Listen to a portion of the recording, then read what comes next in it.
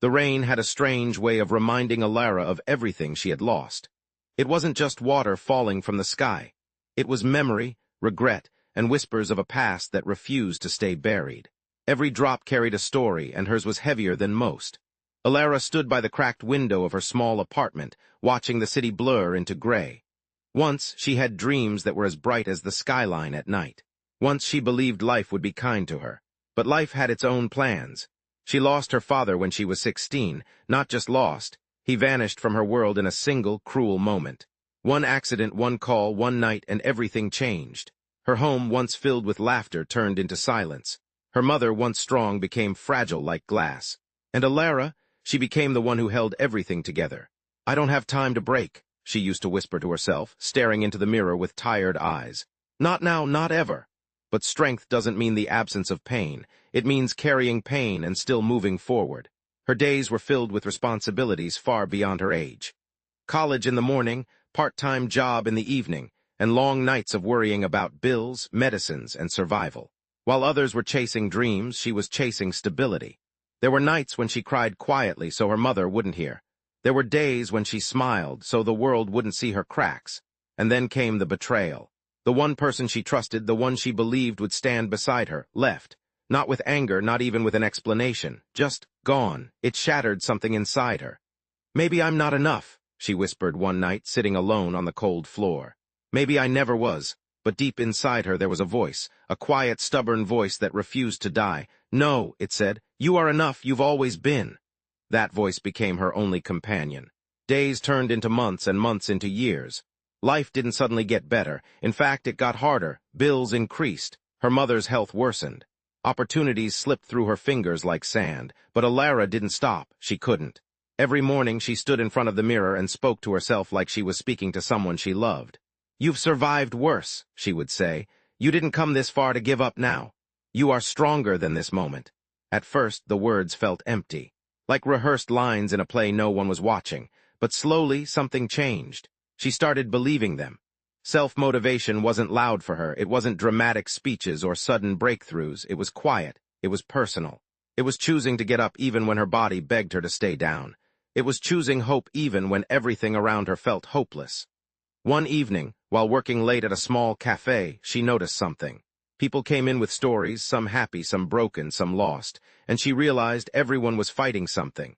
"I'm not alone," she thought, "and if I'm not alone, then maybe I can rise too." That night, instead of going straight home, she sat with a notebook. A simple, worn-out notebook, and she started writing, not stories for others, but for herself. She wrote her pain, she wrote her fears, she wrote her dreams, the ones she had buried long ago. "I want to build something," she wrote.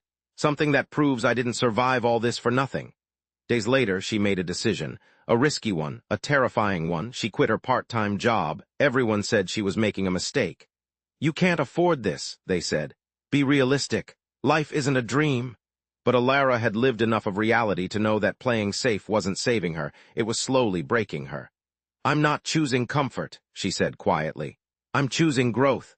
With the little savings she had, she started working on something she barely understood, a small online platform where she shared stories, thoughts, and motivation.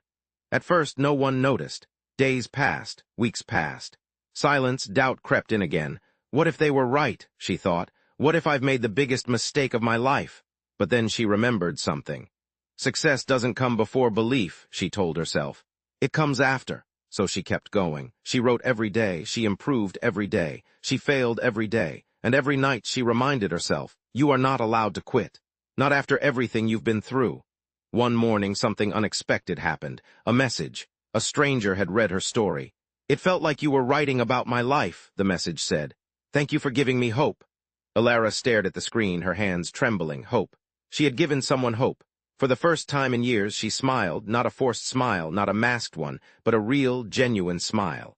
Maybe this was it, maybe this was her purpose. From that day on, things started changing, slowly but surely.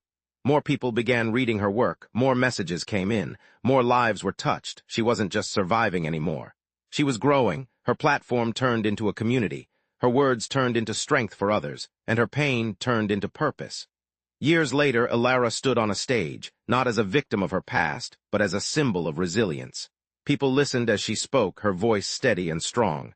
I didn't win because life was easy, she said. I won because I refused to let life define me. She paused, looking at the crowd. I motivated myself when no one else did. I believed in myself when I had no reason to, and I kept going even when I was breaking. Her eyes softened. You don't need perfect conditions to rise, you just need a reason strong enough to keep going. The audience was silent. Not out of boredom, but because every word felt real, because every word carried truth.